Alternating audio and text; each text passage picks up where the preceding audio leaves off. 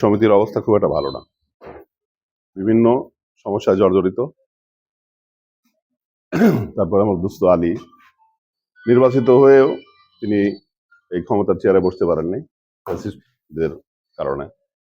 যাই হোক, এই সরকারের পতনের পরে আমার দোস্ত তার শপথ ফিরিয়ে পেয়েছেন এবং তিনি যাতে এই সমিতি নতুন করে এই সমিতির মধ্যে প্রাণ সঞ্চার করতে পারে, সেজন্য আপনারা সবাই তাকে তাকে বিভিন্নভাবে সহায়তা করবেন। আর আমি আরেকটা কথা শুনছি যেটা খুব দুঃখজনক, এখানকার যারা কর্মচারী তারা অনেক দিনের বেতন পায় না, কেউ 17 মাস, কেউ 20 মাস, কেউ 30 মাস। এটা খুব দুঃখজনক। আমি চাই এই সমিতির যে চেয়ারম্যান আছেন, সভাপতি এবং যারা কর্মকর্তা কর্মচারী এবং যারা ম্যানেজার আছে এই সমিতির, তারা সবাই মিলে এই টাকাটা পরিশোধ করার ব্যবস্থা করবেন।